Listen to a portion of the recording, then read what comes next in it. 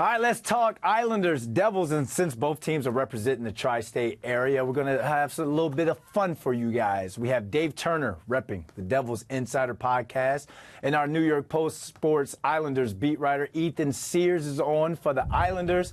Fellas, we're getting fancy here. We got a two-box. You two are representing both the organizations. Dave, how you feeling, man? And then Ethan, how you feeling as well? Well, after last night, maybe not quite as good. I'm sure Sheldon Keefe is feeling a certain type of way about his goaltending right now. But I think there were some positives from last night. We'll see if he can carry over. All right, Ethan, how you feeling, my man? Good to see you. Good to see you too. Thanks, Brandon, for having me. I'm doing great. I don't know if the Islanders could say the same. Yeah, pretty tough for them to lose a game where they held the Red Wings to 11 shots the other night. And certainly they've got a lot to work out offensively. But, we'll see how things go tonight. All right, let's kick this thing off, man. Ethan, I'll start with you. Who's been playing some darn good hockey for the Owls early in the season?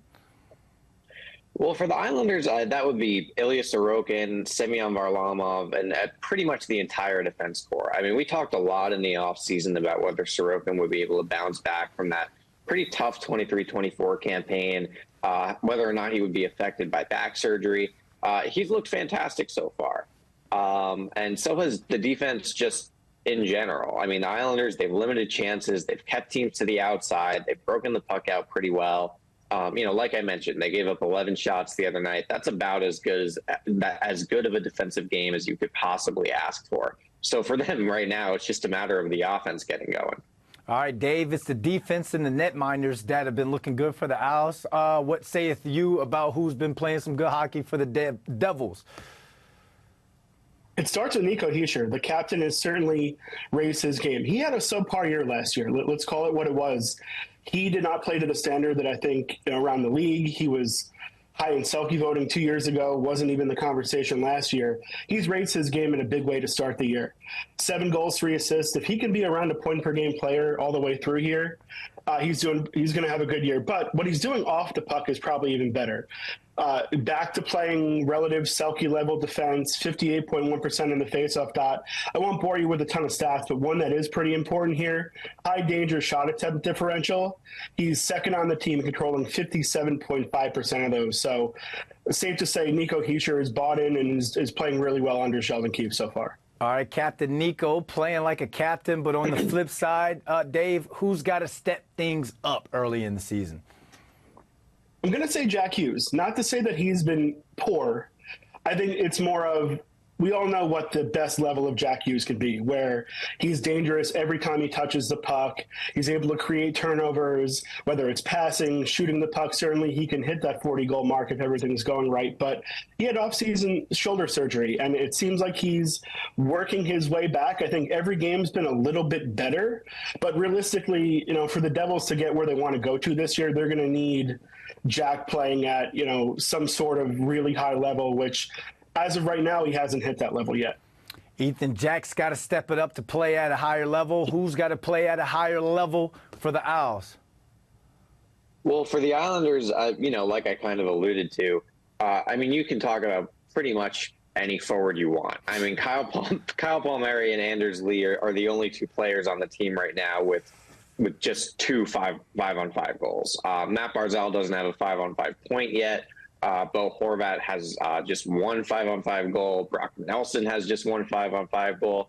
And you can keep on going down the line. I've mentioned a few times that game the other night. They played pretty much perfect defensively, and they could not get a shot by Alex Lyon. They've been shut out now 3 times in 6 games. It took them until January 15th last season to be shut out 3 times. And it's not like last year's version of the Islanders was, a particularly incredible offensive team.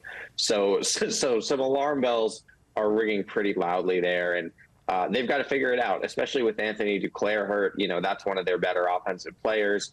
So now that top line has a little bit of a hole on it. Simon Holmstrom's been there so far. He's going to be there again tonight.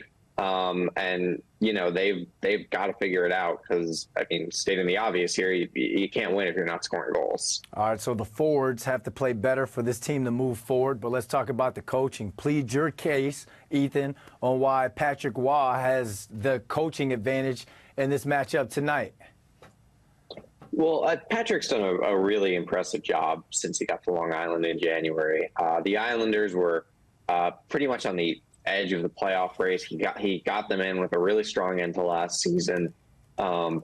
His system is a really big reason why the defense has been as good as it's been. He's got the respect of the dressing room, obviously, as a Hall of Fame player, a 4-time Stanley Cup champion. And I think you would be pretty hard-pressed to find anybody around the league who doesn't think that the Islanders, basically hit it out of the park with this hire. And I would be very much in that group. This is somebody who can be sort of honest with guys, hold them accountable, and keep their respect. He's somebody who I think can look in the mirror and tell himself the truth about how this team is playing. And that's something that was maybe a little bit of an issue with the Islanders under the previous regime. So, I think Patrick's done a great job so far and has been really great for them. Dave, Sheldon Keefe has over 210 career wins. That's balling in my eyes. Talk to me, man. How does he have the coaching advantage in tonight's matchup? It's funny. Sheldon Keefe, when he was in Toronto, I thought when he got fired, the fact that the Toronto media and the fans alike didn't kill him actually tells you a lot, that they didn't think he was a problem. Sheldon Keefe's a good coach. Right away, you've seen the Devils play much more structured defensively. And then probably more important than anything, I think he's already held players accountable. Even a few games ago where they didn't play that poorly, he took the chance to kind of rip the guys. And I think that's something that the Devils have needed is the accountability and understanding that there's a right way to play. And certainly last year it felt like they got away from that under Lindy Ruff. So I think in terms of defensive structure, Sheldon's done a great job so far. It's more they're working in Brett Pesce, Luke Hughes right now, so that's going to take some time. But I think mostly they've been a lot stronger in terms of neutral zone play as well. I think Sheldon, given some time, his teams traditionally start a little slow. I think you're going to see Sheldon really get this team going. All right, hopefully the Devils pick things up. Ethan doesn't want them to pick it up tonight, but Ethan, I'm going to go to you, man, because tonight is the first of a Friday-Saturday back-to-back against the Devils and then the Panthers. That's the first of the season for the Owls so far. They were 1-6-3 on the second end of the back-to-backs last season. How big would a win tonight be before taking on the defending Stanley Cup champs? Well, Brandon, you mentioned the stat. You mentioned that the Panthers are the defending Stanley Cup champions. They just beat the Rangers last night and played really well. So that game on Saturday is going to be a really tough one for the Islanders. So getting the win tonight against the Devils team that played last night in Detroit, you assume that Jake Allen's going to be in net, so they won't have to deal with Jacob Markstrom.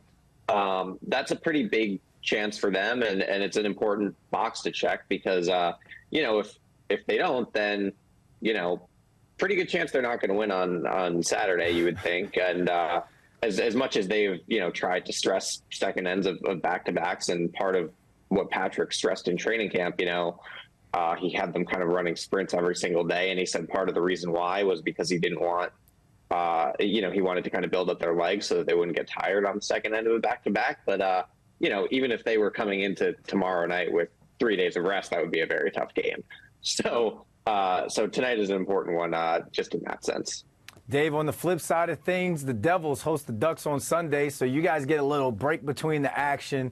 Could a win against the Islanders tonight be the spark that the Devs need to possibly go on a run? I think so, because last night wasn't very good. Realistically, the Devils should have won last night. If you look at analytics, it basically said that they controlled shot attempts, and the goaltenders, Cam Talbot was phenomenal for the Red Wings, and unfortunately Jacob Markstrom was not very good.